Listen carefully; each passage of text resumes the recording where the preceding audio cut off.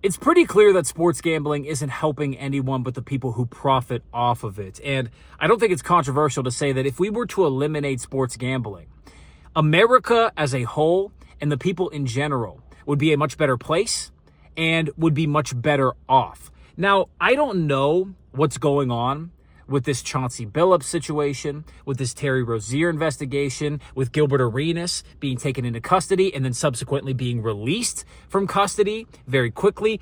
I don't know, because whenever I go online and I try to figure it out, everyone is just shouting. They are voicing their opinions. They are speaking their 2 cents, but it's all conflicting. It's all coming from different places. Like so many issues, so many news stories. I can't get a gauge on it. However, it is very clear to me that gambling is a big problem. However, it's not a new problem here in America. If you read about convict leasing at the end of the 19th century, post-Civil War, post-Reconstruction in the South, you see that gambling has always been in this country. And we have gambled as a society on the lives of individuals. Not the lives of professional athletes, but the lives of convicts, the lives of people who went in to factories and worked for these major corporations, these titans in the South, whenever they were industrializing at the end of the 19th century, going into the 20th century. People forget about this because it's not taught to them. So they're not really forgetting because they were never told. But if you read about it in Slavery by Another Name and many other books, you'll see that we've been betting on much more heinous things for a long time. So sports betting isn't the most malignant form of degeneracy America has seen. However, it has become so rampant and has become so easy to speculate.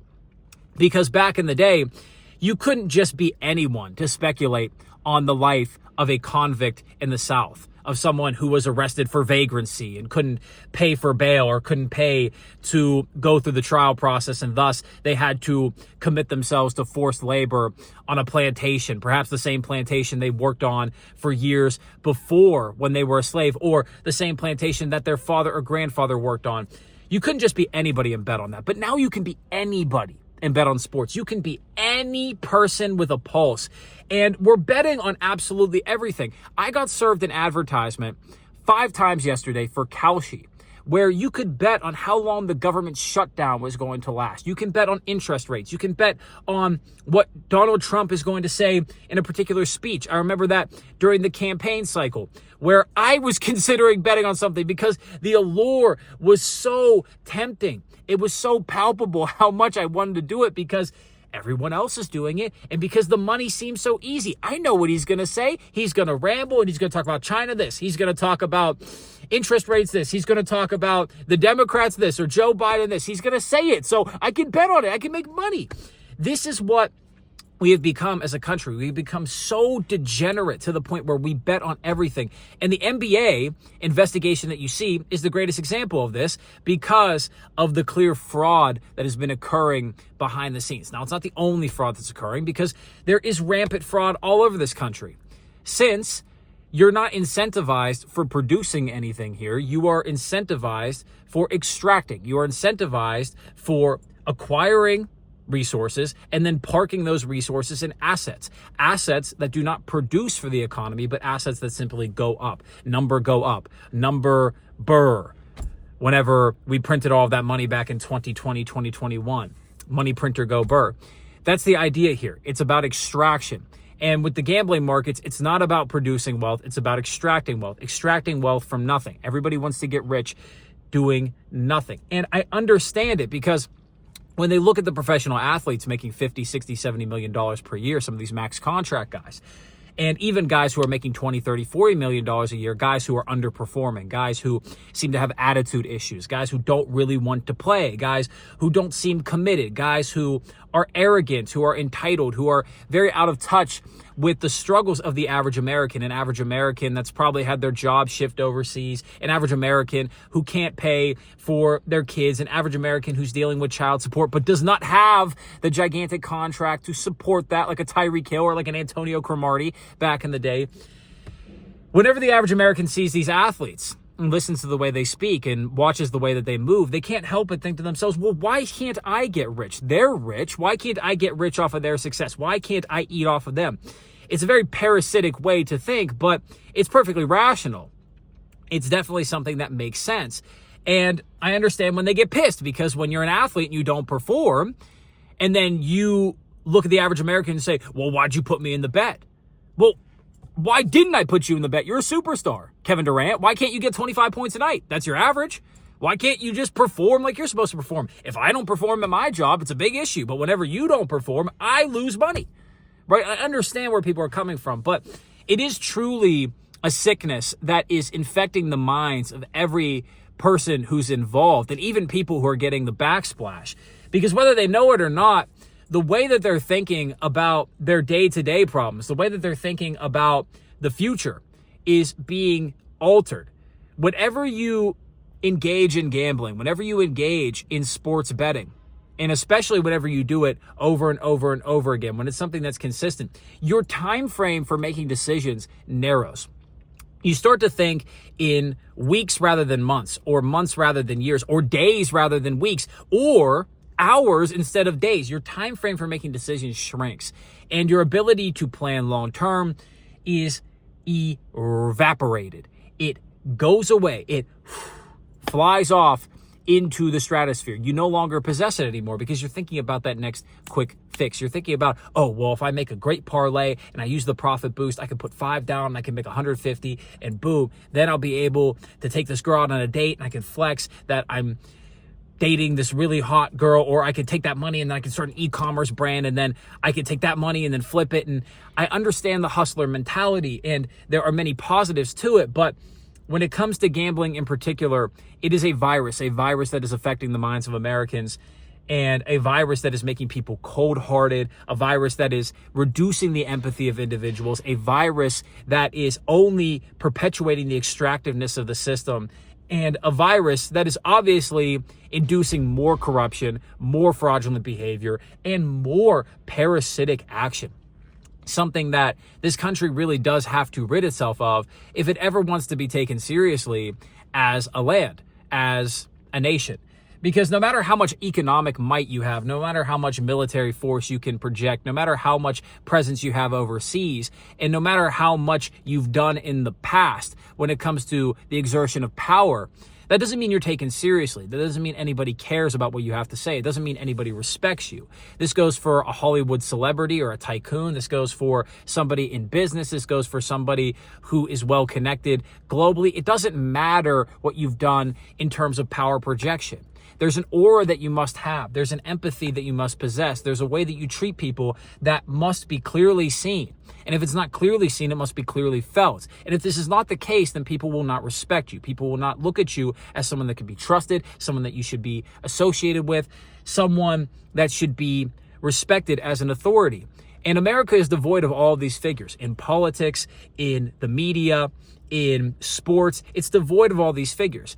And there's really this relationship back and forth that is incredibly toxic. The athletes don't seem like they want to play, and the fans don't seem like they want to watch. They simply want to extract wealth from each other. The athletes want to get paid for doing nothing because the fans are paying for them to be on the court through purchasing jerseys, through coming to games, through buying season tickets, through paying for memberships to watch the games whenever they're not actually at the arena. And the fans want to profit off of these players, much like we used to bet on convicts in the 19th century. It's a very extractive relationship. There is no human connection. You don't see the athletes as humans. You don't see the fans as humans. It's very much object for object, economic participant and economic participant, free market enterprise, entity and entity. It's not humanity and humanity. It's not human and human, man and man, woman and woman, child and child. There's none of that going on. And it really mirrors the way that Rome fell in the 3rd century, but then even into the 4th and 5th century. Yes, there was a bit of a revival with some of the emperors toward the end of the 3rd century into the early 4th century with Diocletian, etc. But you couldn't stop the decline because the rot was culture.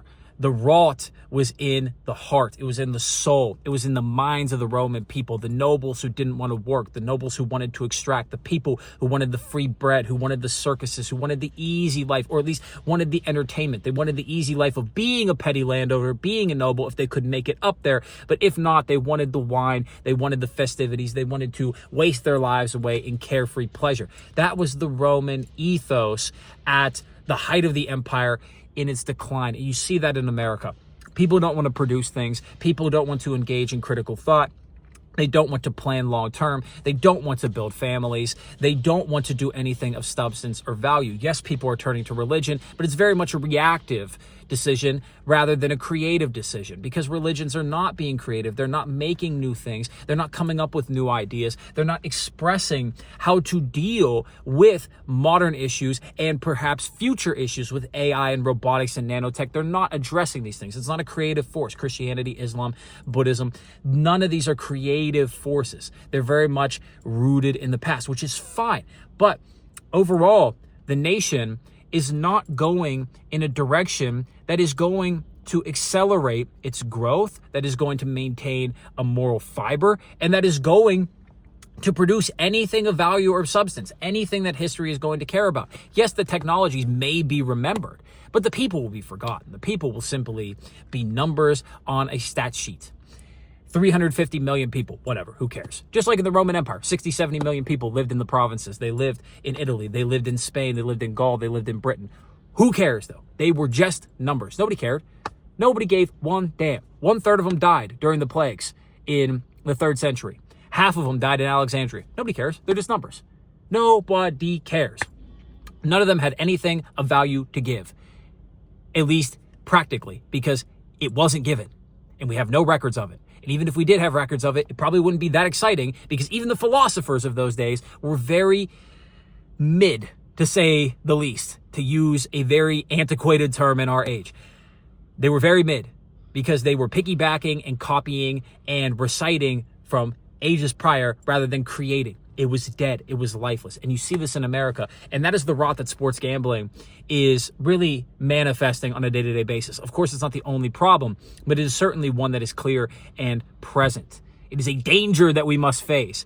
And I think if we got rid of it, we would all be better off, because then we could focus on producing. We would focus on treating each other as humans. We would focus on addressing the real problem in our society rather than just trying to get rich, rather than just trying to extract from the system and get out while the going is quote unquote good.